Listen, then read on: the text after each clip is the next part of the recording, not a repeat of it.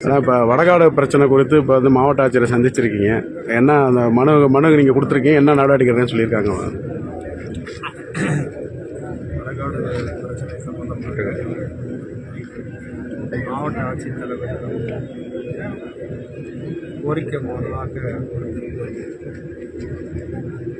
காவல்துறை உண்மையான குற்றவாளிகள் மீது வழக்கு பதியவில்லை, அவர்கள் மீது நடவடிக்கையும் இல்லை.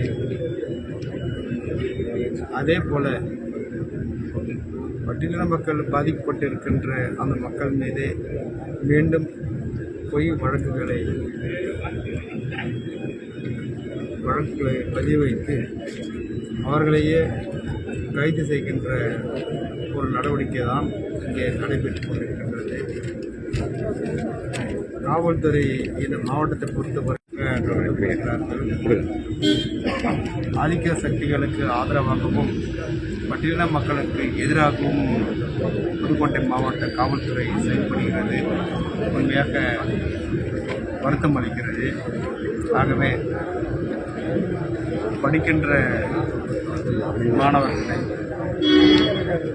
பொய்யான வழக்கு பதிவு செய்து அவர்களை சிறையில் அடைத்திருப்பது எந்த விதத்தில் நியாயம் அல்ல.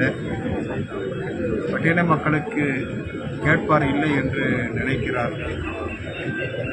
இது அரசு இந்த மாவட்டத்தை பொறுத்தவரை தொடர்ந்து தவறு மேல் தவறு செய்து இந்த மக்கள் மீது பொய் வழக்குகளை பதிவு செய்து அவர்களை துன்புறுத்துவது எந்த விதத்திலும் நியாயமில்லை.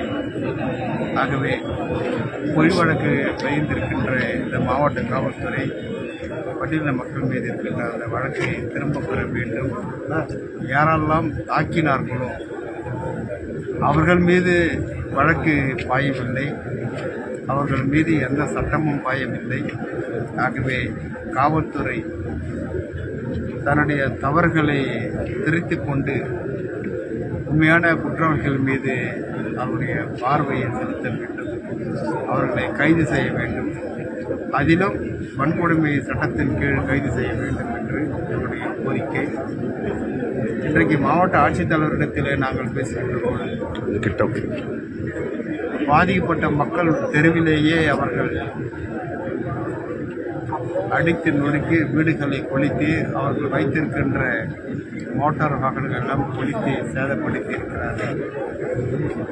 ஆனால் அரசு சார்பாக நிவாரணம் கொடுக்கிறார்கள். யார் இந்த வன்முறையை செய்தார்களோ அவர்களிடத்திலேயே அந்த பணத்தை வசூல் செய்தார்கள். அவர்கள் இன்னொரு முறை இது போன்ற வன்முறையில் இறங்க மாட்டார்கள். ஆகவே காவல்துறையும் மாவட்ட நிர்வாகமும் இந்த மக்களுக்கு ஆதரவாக இருக்க வேண்டும். பாதிக்கப்பட்டிருக்கின்ற மக்களுக்கு கொடுத்திருக்கின்ற நிவாரணம் கண்டிப்பாக ஏற்றுக்கொள்ளப்படாது. ஆகவே இன்னும் அதிகப்படுத்தி தர வேண்டும். பொய் வழக்கில் பாதிக்கப்பட்டு சிறையில் இருக்கின்ற படிக்கின்ற இளைஞர்களை மாணவர்களை உடனடியாக அவர்களை விடுதலை செய்ய வேண்டும். அதே நேரத்தில் அவர்கள் மீது இருக்கின்ற வழக்கை தள்ளுபடி செய்ய வேண்டும். யாரெல்லாம் இந்த சம்பவத்தில் ஈடுபட்டு தாக்கினார்களோ உண்மையான குற்றவாளிகள் மீது வழக்கு பாய வேண்டும் என்று என்னுடைய கோரிக்கை கேட்டது. அதே நேரத்தில் இவர்களுடைய பாரம்பரியமான திருக்கோவில் வழிபாடு தலங்களை அவர்கள் தடை செய்யக்கூடாது.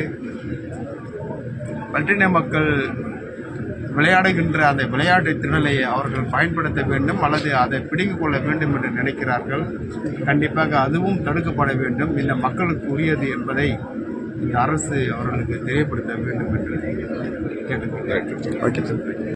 செய்திகளை உடனுக்குடன் தெரிந்து கொள்ள கீழ்கண்ட கேபிள் மற்றும் DTH நெட்வொர்க்குகளில் எம்நாடு செய்தி தொலைக்காட்சியை காணுங்கள். பாதகம் செய்பவரை கண்டால் நாம் பயம் கொள்ளலாகாது பாப்பா.